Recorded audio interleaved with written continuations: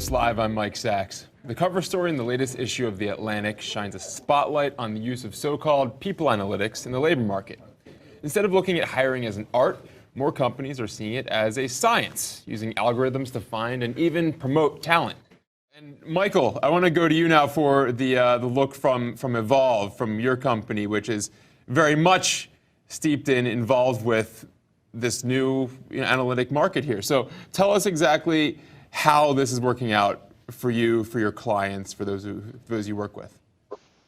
Yeah, I couldn't agree more with what Lauren said, which is that you need to close the loop and you need to make sure that what you're measuring at the front end, knowledge, skills, abilities, and personality attributes, are then matched with someone's performance and attrition on the back end.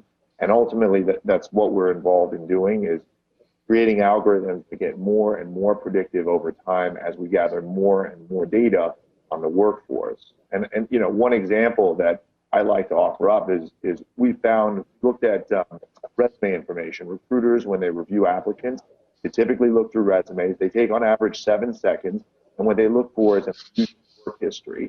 What we found in our data is that job hoppers, or people who are unemployed for significant amounts of time, stay no less time than those who have more traditional work histories. And so when we're able to debunk those sorts of myths, we're able to ensure that people are being considered for the attributes that truly do matter within these roles.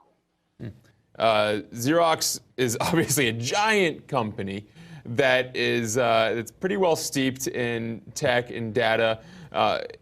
How exactly do they deal with the analytics of hiring? Sure.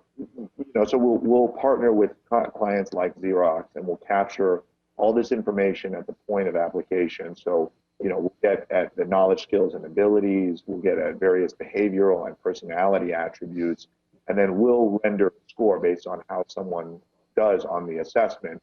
It takes about 40 minutes. They'll get a score that's green, yellow, or red. And then the idea is greens are the ones that we've recommended for hiring. The yellows are people that want to vet a little bit more closely, and the reds are probably not a good fit for them. So their hiring managers, recruiters, will use those recommendations in concert with their own, personal opinion to make a decision. And what we found across Xerox and all of our other clients is double-digit improvements in attrition and performance. We see, again, when you use this in concert with human sort of decision-making, that they just end up with a better employee and a stronger workforce. And Michael, one of those metrics I hear is belonging to different social media networks. There's an actual specific count of social media networks one is on that will be a red flag for future retention? Yeah, when it comes to social media networking, what we found via our data is that there's a sweet spot, that 1 to 4 social networks, when someone belongs to 1 to 4, that's ideally where you want them to be. Any less than that, they tend to leave more quickly.